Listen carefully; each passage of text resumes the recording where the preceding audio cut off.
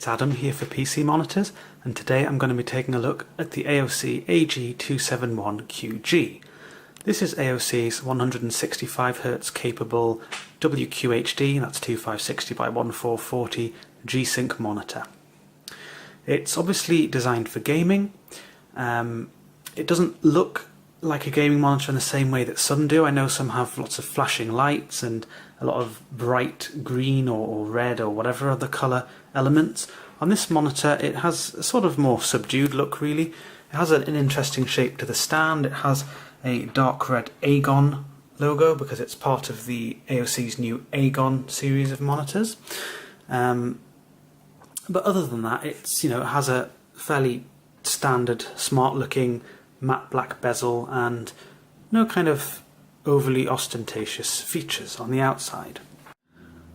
I'm now going to just take a look at the side of the monitor and the back of the monitor, talk a little bit more about the features and aesthetics, and then I'll move straight on to some gaming with the monitor. At the right side of the monitor, which is the more interesting side, there's a headphone hook, which I'll talk about in a little bit when I look around the rear of the monitor. There's a 3.5mm microphone jack, a 3.5mm headphone jack, a USB 3 port with fast charging, which is yellow in colour, and an ordinary USB 3 port without fast charging capabilities, which is the one in blue colour. There's also a little slider here which has some markings in millimetres on it, and that's just to help you set your preferences for stand height, particularly if you want to set these up as multiple monitors and want them at the same height. It just kind of helps you get it to the right point. It doesn't lock it or anything like that, but it's just a visual guide for you. There's also another visual guide which says -1, 0, 1 and 2, and that's to help with the tilt of the monitor, the tilt angle. So the included stand does allow you full adjustability, which is explored in more depth in the written review. You can adjust the height of the monitor, you can swivel it, you can tilt it, and you can rotate it into portrait. And I might as well just quickly show you the swivel mechanism because it's quite interesting. The stand itself, the stand base stays where it is, and the middle bit has a little turntable at the top, or in the middle of it, sorry. And the stand just very smoothly swivels either side of that. You can see the attachment point in the middle there. At the rear of the monitor you can see that it's mainly matte black plastic. It's got some silver matte plastic on the stand as well as some more matte black plastic, and there are also these red sort of wings which are a red matte plastic, a dark red matte plastic. Another interesting feature at the rear is this little aerial-like headphone hook, and you can just put that down like that and you can hook over headphones, and it's fairly generous with its width, unlike some headphone hooks, so you can actually get a fairly decent set of gaming headphones on there as well. There are also some integrated speakers which are up-firing, found underneath the ventilation slats there. And then the ports of the monitor are found on the underside. So there are a couple of super speed USB ports, so 2 USB 3 downstream ports plus upstream as well. There is a DC power input, so the monitor has an external power brick rather than an internal power converter. The stand attachment point, which is, you can see the shape of it's a bit unusual. It actually comes with an adapter bracket because it does use 100 by 100 millimeter VESA, or VESA, depending on how you want to say it. So that's what those screws are. So you can remove this stand, you can put the bracket in place, and then you can have an ordinary sort of square-shaped VESA mount or wall mounting solution for the monitor instead. And then there are just a few more ports on the other side. There's DisplayPort 1.2a, which supports adaptive sync and therefore can be used with AMD FreeSync on compatible graphics cards. And there's an HDMI 1.4 port, which doesn't support the full refresh rate of the monitor or anything like FreeSync. And there is a little, you can see that little pink jack there, that's actually a 3.5mm microphone jack.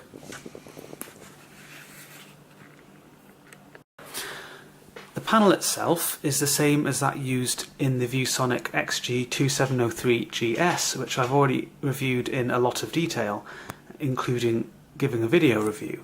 In that video review I also compared it to the Dell S2716DG, which is a very fast TN model with a similar resolution and G-Sync capabilities as well. And I provided a side-by-side comparison, running some games and stuff like that, and pointed out some of the differences. I'm going to keep this review a bit more brief. I'm not going to do that. I will reference the Dell because I've had a lot of experience with it and it is relevant to the review, but a lot of what you'll hear on this video is actually similar to on the ViewSonic review. I'd just like to talk briefly about the 2560x1440 or WQHD resolution of this monitor. It's a good practical resolution for using the monitor for work purposes or just browsing the internet, things like that. It gives you a decent amount of detail. It keeps text looking crisp but quite small, so you can get quite a lot on the screen. And I don't say small in an unreadable way. It isn't like using a UHD 4K model of this size where you'd have to use scaling. Most users would find this fine to use without scaling. But for example, if you look at Microsoft Word, I have this on 100% zoom, which is the default level. You actually can have 3 of your pages of the document spread across the screen at once, which is very useful, whilst all the text is perfectly readable, crisp, and looking like it should natively. On the internet, I'll show you my own website, because that's obviously going to be something you can compare with on your own monitor if you've got a monitor with a different resolution. So, you know, it's very readable. There's obviously a lot of white space just because of the sort of minimalistic design of my website, but that you can actually have it fill half the screen, and that gets rid of lots of the white space, and you can then use the monitor for multitasking. So the resolution is quite useful for that as well. I've now got Dirt Rally open, which is a good test for contrast because it's got some pretty deep, dark night scenes, and it has some good contrasting elements, contrasting bright elements such as car headlights and that kind of thing. And it's just generally a good test for contrast for those reasons. And I mean, the first thing I'm going to talk about, and the first thing that many people probably have on their mind, because this is an IPS type monitor, an AHVA monitor, is IPS glow, or more correctly AHVA glow. This doesn't vary between individual AOC AG271QGs or any other monitor using this panel for that matter. It's quite typical, the level of AHVA glow for a panel of this type and size. It's by no means extreme, and it does depend on the brightness setting you're using. I mean, at full brightness it would be very bright and obvious. At more sensible brightness levels, such as I think I've got mine set to somewhere in the 30s, you can see the exact value in the written review, or I could just be nice and check that for you. So I've got a brightness of 32 at the moment. So what it does is it does eat away at some of the detail. From a normal viewing position, which is more or less where I've got the camera at the moment, you can actually see this glow towards the bottom corners of the screen. And if you move around, you can see it bloom out in other areas as well. And what it does is it eats away at detail. So centrally I get a pretty decent level of detail. I can see good structure to the vegetation and the rocks. And I'm sorry about the background noise, it's just rain hitting the window, it's just a bit stormy outside. Yes, so there's a good level of detail centrally, whereas the regions affected by the AHVA glow, you lose quite a lot of that detail. That might not necessarily come across in an obvious way on the video, but certainly something I can observe firsthand. And I mean, you can definitely see a bit of bloom there from the glow in particular. TN models obviously don't have that, and but one strength of this model is the gamma consistency. So on a TN model, lower down the screen you have lower perceived gamma, higher up the screen you have higher perceived gamma. And what that means is your level of detail centrally might be more or less correct as it is on this monitor, whereas higher up the screen you get very little detail, a bit like with the IPS glow, I mean, it doesn't really bloom out in the same way, but you do lose detail. Everything's sort of crushed together. Whereas lower down the screen, you get more detail than you actually should, and things look quite flooded and artificial. So TN models, although they don't have AHVA glow or IPS glow, they still have imperfections which this monitor doesn't have. The other element of contrast is, of course, the bright shades, such as the brake lights on the car here. And they do stand out quite nicely against the darker surroundings. The static contrast of this monitor is decent. It's especially for the panel type, it's even using my test settings where I've adjusted the colour channels a bit. It's still around, I think, 1100 to 1, which is, it's decent for an IPS type panel.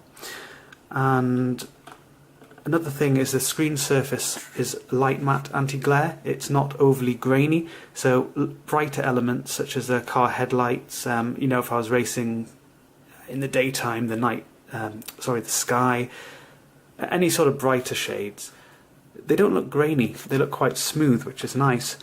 And because it's a light matte anti-glare surface, it doesn't diffuse the light as heavily, and it gives the monitor better vibrancy potential. And obviously, I'm not trying to talk too much about colours at this stage, but I'll get on to that in a minute on a different title. So, I mean, overall, yes, there are imperfections in the contrast performance, but it's quite decent, really. And, regardless of panel type, there are always some imperfections in contrast. Having closed down Dirt Rally, I've just realised that I didn't mention Backlight Bleed, which is another element of contrast. This is one, unlike AHVA glow or IPS glow, it does vary between individual units. Models that use this 144Hz AHVA panel or a similar one, they are quite well renowned to have high chance or higher than average chance of having moderate backlight bleed. And some people do think that manufacturers will cherry pick monitors for reviewers such as myself, but that isn't the case. Well, certainly isn't the case with this model. You can see, the fair degree of AHVA glow, which I've mentioned before. It's more obvious now because it's just a black screen. If I move back, however, what you see on the screen is now backlight bleed. I'm keeping the camera very central, and I'm far enough back so that the glow can't be seen, but you can still see patches, and that is backlight bleed. So this monitor, or this particular unit of this monitor, does have some backlight bleed. Whether or not it's a problem, again, that's subjective. It's easy for me to say it's not a problem. I haven't spent my hard-earned money on this monitor, but just be aware of it. I'm now on Battlefield 1, and I'm going to talk a bit about the colour reproduction characteristics of the monitor. Again, the ViewSonic XG2703 review has quite a detailed section on colour reproduction, and it has a comparison with the Dell S2716DG, which is a TN model. And I haven't got that side by side at the moment, but I would like to talk a bit about it in comparison. The AOC is set up to have a central gamma of or I should say my unit had a central gamma of 2.3, so a little bit above the 2.2, which is the desired standard for most general PC use. That means that some shades are a little deeper, a little more vibrant, a little more vivid. In general, gamers would quite like that. It's not a big difference. It doesn't make things look obviously oversaturated or anything like that. In fact, on this game, the natural environments look very nice, very vivid, very varied, and pretty much as they should, really. And you're not going to be able to see exactly what I see on the camera, because that'll depend on your own monitor, and it also depends on the processing done by my camera and also YouTube. So, you're not going to see exactly what the colours look like, but I can at least talk about a few things. So, the real strength of the AHVA panel is the consistency of colours, and that is to say that a given shade, for example, these greens here, appear more or less the same centrally on the screen, as if they're displayed there or lower down the screen, or really anywhere on the screen. On a TN model, again, as I mentioned in the contrast section, the perceived gamma changes. That also means that the perceived saturation changes. So these greens look nice and lush everywhere on the screen here, whereas on a TN model they look far too deep at the top. They pretty much look close to black near the top from a normal viewing position. Centrally they might look correct if the monitor is properly calibrated, but further down the screen they look quite washed out, quite faded, lighter than they should. And I mean, there's quite a stark comparison on the ViewSonic video review, especially with the ground, which tends to show these variations even better than the green shades actually. The sort of earthy brown colours here, they're consistent throughout the screen. I mean, there are various different shades, so you know, there's not necessarily going to be exactly the same there and there. It might be a different collection of shades. But on the Dell, you can actually see obvious faded clay-like look towards the bottom. Towards the top it looks a sort of deep red earth, quite a sort of rich, overly rich look. And it looks correct in the middle. On this screen it looks correct everywhere because of the consistency, which is nice. There's not, I mean, an awful lot more to say about the colour, except as I'd mentioned that the light matte screen surface helps the vibrancy potential. It doesn't sap it in the same way that some matte screen surfaces do. So things do have a fair pop to them, not the same as on a glossy screen or a really, really light matte screen surface, but certainly things are nice and vivid. And that's also aided by the colour gamut, which is a bit beyond sRGB on this monitor, but it isn't a wide gamut monitor in the sense of supporting Adobe RGB or anything like that. So overall, the colour representation on this monitor is rich. It has nice variety. You can see closely matching, subtly different shades have their own identity because of the consistency of colours, and you don't get areas of the screen where a given shade looks washed out or overly deep or just different to what it should really. So I mean, I don't really have much to complain about in the way of colour reproduction. I'm now going to talk a bit about responsiveness, which is something that many people will be particularly interested in on this monitor. I'm on Battlefield 1 again, and I've turned the settings down sufficiently just so I can get more or less 165 frames a second, because this is a 165 Hz monitor. That's the maximum refresh rate this monitor supports. This means it's outputting 2.75 times as much information as a 60 Hz monitor every second. One of the key advantages of this is in terms of the connected feel. So as I'm interacting with the game world, things appear very fluid, and I'm really, feel very much connected to the game. My movements translate very quickly to character movements on the game and movements around the world and my viewpoint, etc. So that's very nice. You're not going to be able to see what I see, but this is a 50 frames a second video. It's your own monitor, maybe 60 Hz or a different refresh rate anyway. This is just really a prop for me to help me discuss the responsiveness of the monitor. So another key aspect of having that much information whacked out every second is that it decreases the amount of time that the eyes spend moving around the screen. I'm not going to talk about this in too much detail, but there's a key concept called perceived blur, which is linked quite tightly to refresh rate on modern LCDs such as this, and it's explained or summarised in the written review, so if you're interested in that, take a look. But very basically, this monitor has a low level of perceived blur thanks to the high refresh rate and the fact that the pixel responsiveness is, for the most part, pretty good. That means, if I was engaging enemies, I'm actually just playing on my own here because I don't just want to get killed whilst I'm doing this video, but it does make engaging enemies a lot easier. The game world appears sharper, all the textures and stuff as you're moving around, and it's just easier to see people, engage people, and it just makes the game more enjoyable and, in my opinion, a bit easier to play. The input lag of this monitor, which is really more related to the connected feel that I was talking about earlier, is very low. It has next to no signal delay. Signal delay is basically the element of input lag that you feel, whereas pixel responsiveness is the element of input lag you see. So signal delay, very low indeed. As I'd mentioned, the pixel responsiveness of this monitor is decent, which is why it's got a nice low level of perceived blur, and it can certainly make good advantage of the 165Hz refresh rate. But there are a few weaknesses. It isn't as fast as a snappy TN model, such as the Dell S2716DG. The pixel responses are good enough, so that 165Hz, there's really no weakness in that respect. No sort of obvious trailing, or no visible trailing in fact. And what you see is due to your eye movement. The perceived blur is due to your eye movement. But there are some weaknesses, especially where there are darker shades involved in the transition. I'm not going to be able to show these on the video because they're not particularly big weaknesses.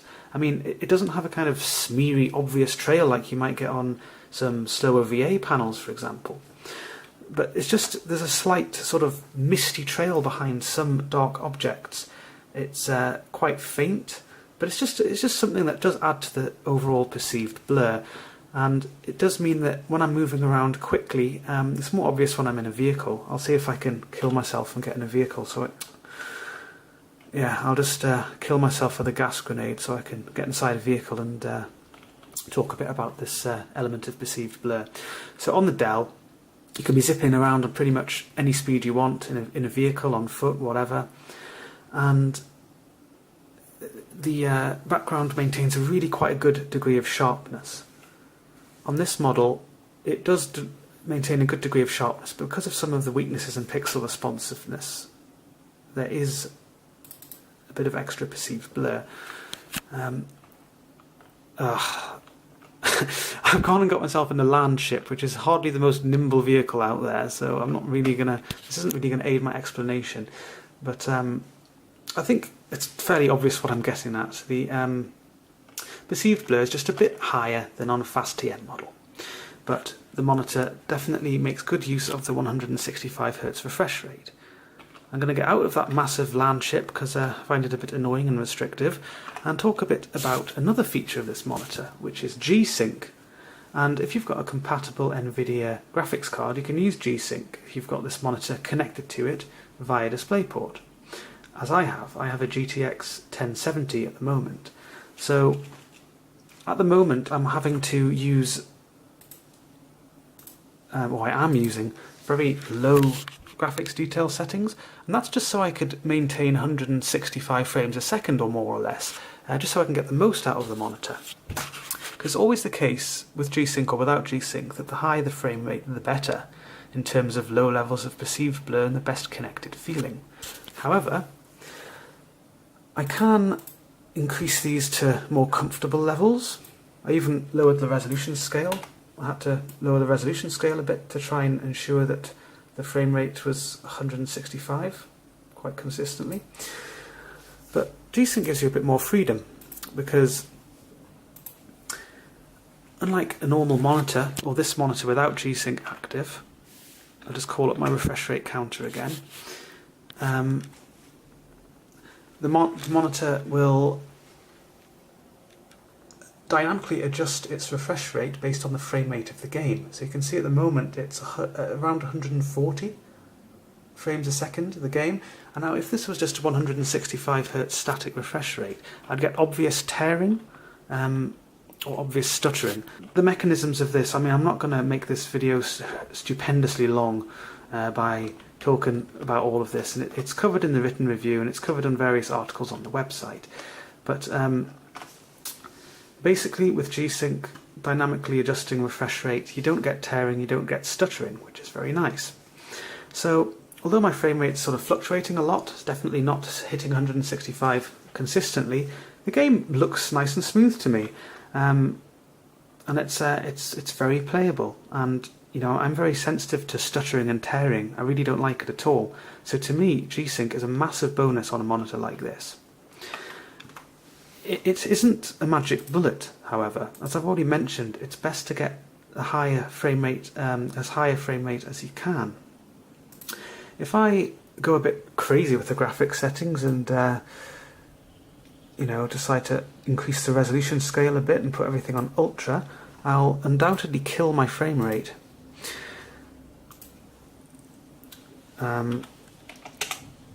Yeah, so it's now gone down to around 70 frames a second at the moment, which, to be fair, is not awful, but when you're talking about a 165Hz monitor that would get the most out of it at 165 frames a second, you know, that's less than half of the potential is effectively wasted.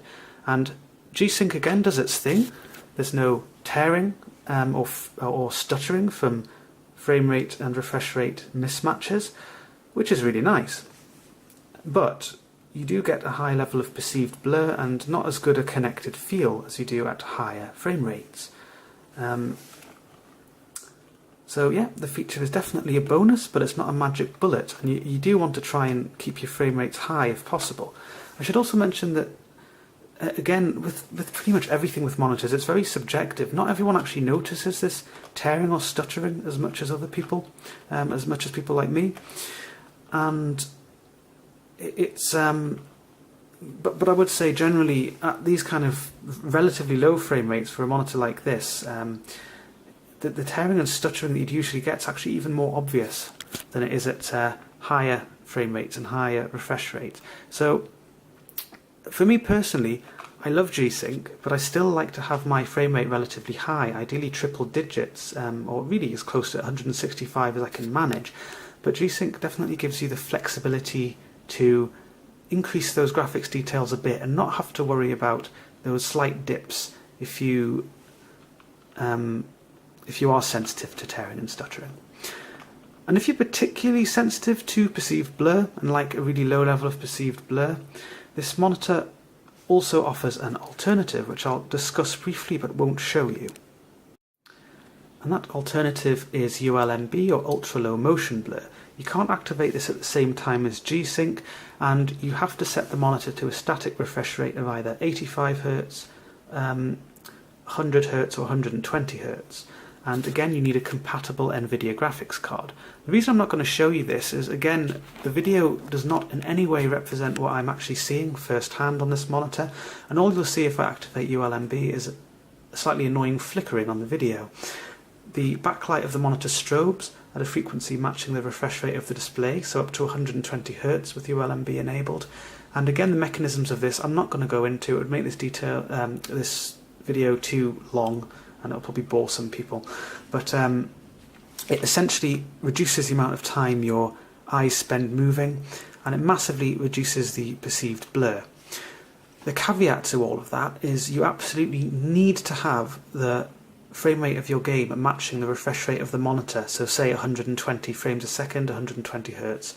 At the lower refresh rates, the perceived blur is still very low. I discussed this in some detail in the written review, but the flickering is also more obvious because it's not flickering quite as frequently.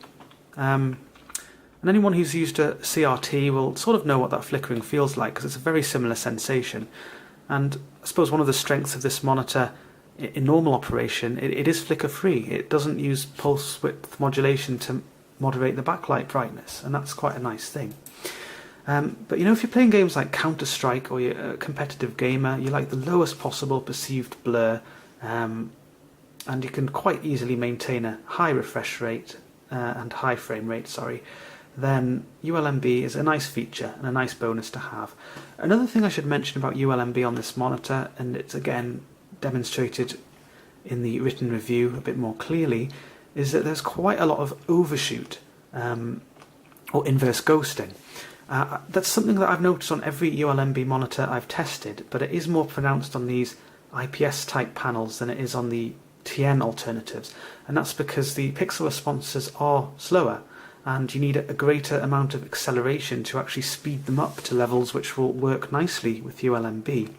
And even then, I did actually notice a little bit of conventional trailing, but because ULMB strobes the backlight, the trailing appears like a kind of repetition of the object rather than a smooth trail behind it. And I mean, again, it doesn't detract from the overall perceived blur, because the objects themselves remain very sharp and very detailed, and it definitely still works. ULMB still works on this monitor, but I'd say it's not really the perfect monitor to show off the technology. That's really what I'm saying. I think most users would prefer to use this monitor with G-Sync, It gives you more flexibility with frame rates. It will support up to 165 Hz, which is nice for a connected feel.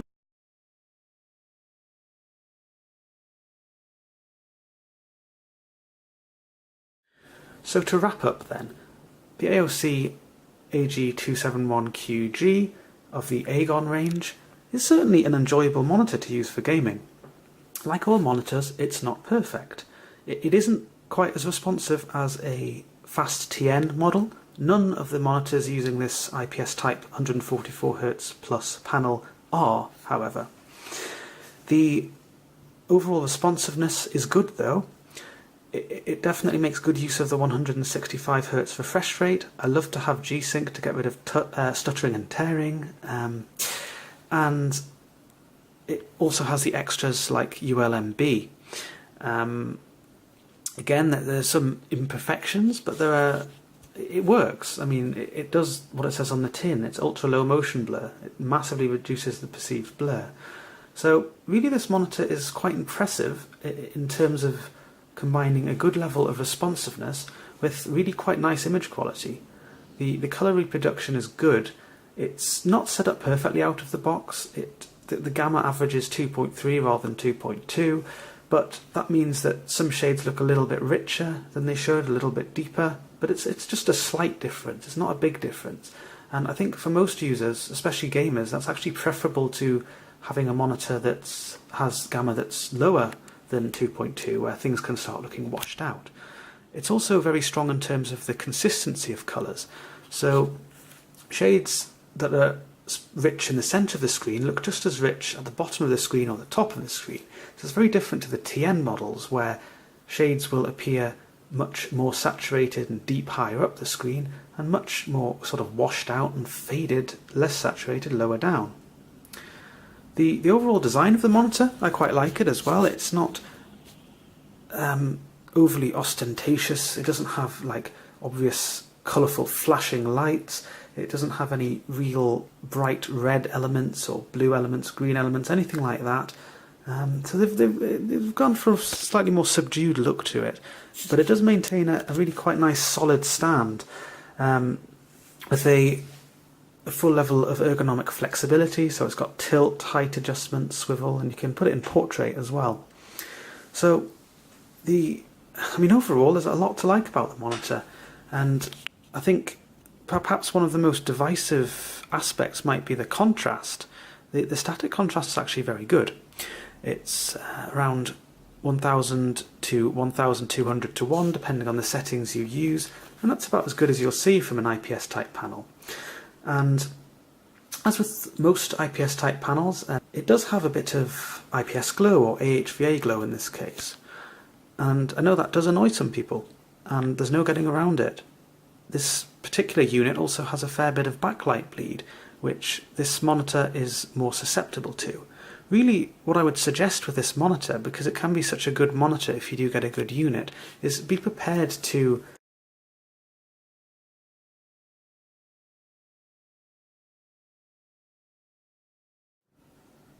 it's your hard-earned money. You've got every right to want a monitor which you're very happy with, especially when you know there are units out there that might be better than the one you've got, or substantially better.